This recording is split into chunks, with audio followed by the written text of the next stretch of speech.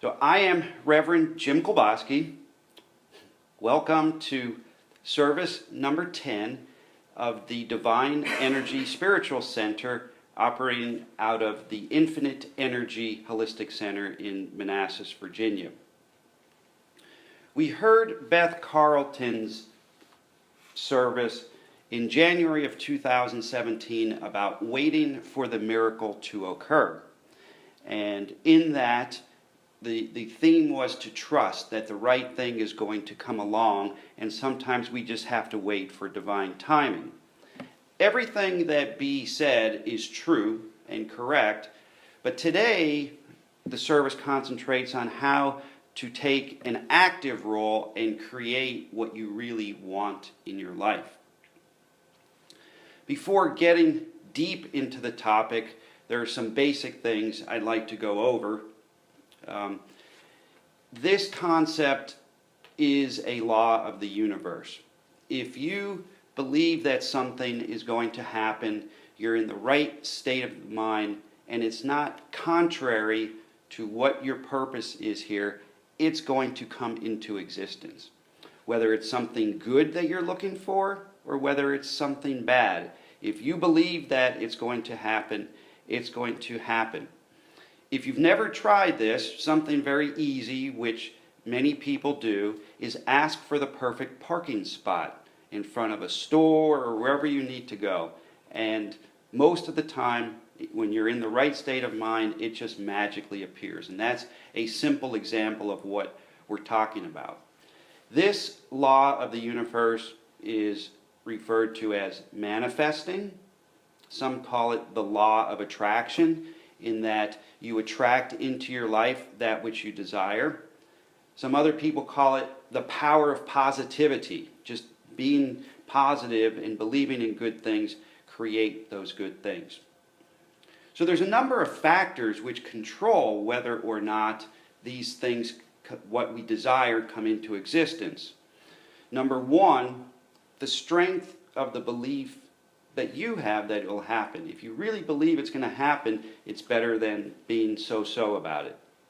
Number two, how well defined the issue is that you desire. If you're sort of wishy-washy and say, I hope I can get a better job, well, the universe doesn't know exactly what that means to you. But if you write down a list of what you think that better job is, it works out better. Number three, your level of experience in manifesting. If you've been doing this every day for 10 years, that person's going to be more skilled at achieving the outcome they want as compared to somebody who's just trying it for the first time. Number four, whether it's in line with or contrary to part of your purpose of walking this earth. For example, if your destiny is to marry somebody that is here in Virginia, but you're manifesting that you get this incredible job in Hawaii, that manifestation of the Hawaii job may not come into existence because first you have to meet that person in Virginia who you're going to marry. Number five, the strength of your personal energy. We all have energy inside of us, and if you're feeling strong energetically, that helps out a lot. Number six, the state of your mind. Are you in a state of gratitude? Are you happy? Are you dancing? Are you singing? That really helps. Number seven, to a certain extent, the statistical possibility that the event will occur. As an example of that, there's 1,000 people playing the Powerball lottery. They all want to win $100 million. It's impossible for everybody to manifest that into existence. So there are some limits in that regard. Number eight, whether you have taken the earthly steps to bring into existence that which you want. As an example of that, you're looking for a new job. You want this perfect job, but your resume is full of typos, and the dog ate it and crumpled it up. That's not going to get you the job. You have to do some of the work yourself. Number 9, whether you have surrendered to the universe to let it come into existence. If you continue to worry about it after you do all the work, that's not going to help. And number 10, negative aspects such as our fear and doubts about the issues. So manifesting can and should and will work out. It shouldn't hold us back. It should propel us forward. However, time and time again, people struggle creating what they want to create. They struggle finding the right job, selling their house, having their business succeed, finding a romantic partner. And what's happening is what they want to manifest doesn't come to fruition. Sometimes it's simply because it wasn't meant to be. Not everybody can win the lottery, but assuming there's no block from the universe as to your job or your house situation, why isn't it coming to fruition? And from what I've seen, the biggest cause of that is doubt and fear and worry. You're looking for a job and you're thinking, there are smarter people out there applying for this job. There are more experienced people. Why, if this person interviewing me only knew the real reason I have to leave this job, he would never hire me. We have these doubts. You're selling your house. Why isn't my house selling? Well, the house down the street is newer than mine. It has nicer appliances. Mine is never going to sell. You have those doubts and thoughts and worries. What these are is actually a negative prayer. You're thinking about the possible negative so much that that's what you start to achieve. You're essentially self-sabotaging yourself on this issue. So you have two choices in your manifesting: to succeed or to fail. Everybody wants to succeed. No one's going to be actively looking for a job and thinking, I'm going to sabotage myself, it's not going to work out. But there's some type of a block that you're experiencing, something that's preventing this from happening, and we're here to help you overcome that block.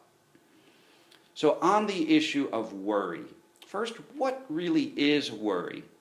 Worry is what allows one's mind to dwell on difficulty or troubles. So we don't want to dwell on that. If you worry, the manifestation cannot come into existence because you're giving energy to the negativity. So how do you stop the worry? Well, you can set yourself free. But how do you set yourself free? So here's a plan that I have used that works pretty well. First, whoever you look to as a higher power, whether you call it God, the universe, your angels, guides, you ask them to help you prepare. So you have to take the steps. So before you even start anything, ask for guidance and manifest that you're going to properly prepare.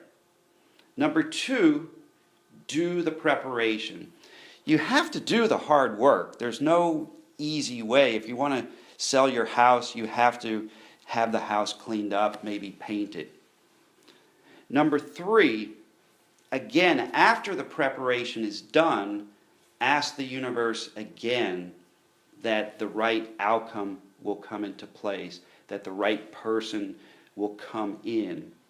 And then number 4, take the final steps, launch the house on the market, be worry-free and relaxed. And why can you now eliminate that worry? Because you have done everything in your power to bring it into existence. You've asked for help in preparing.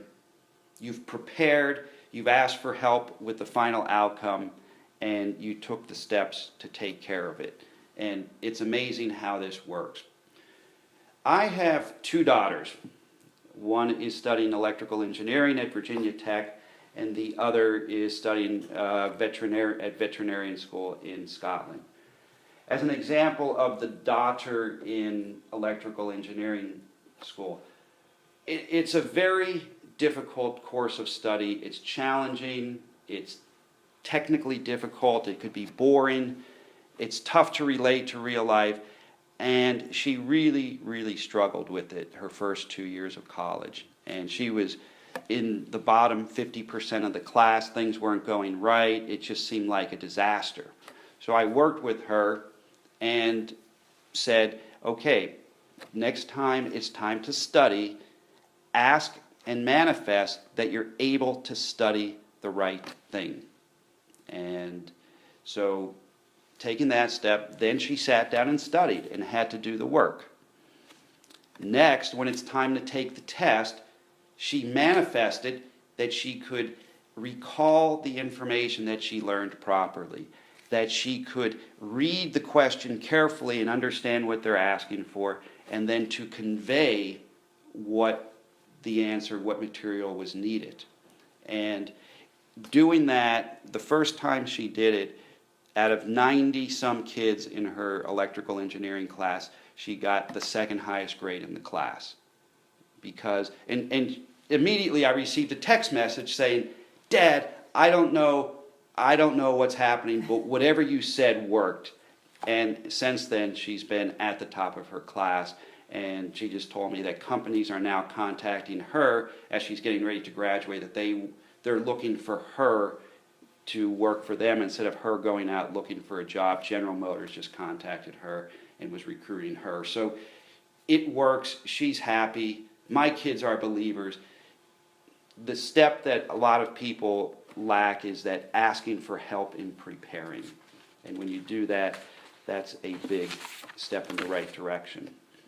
Next, being positive. So you've eliminated the worry. What's next? You can't be Eeyore from Winnie the Pooh. Winnie the Pooh is a children's story about a little bear, and Eeyore is a stuffed donkey who's alive.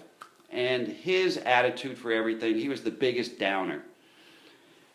His friend would walk up to him and say, "Good morning," and he would say, "Well, if it's a good morning, which I doubt."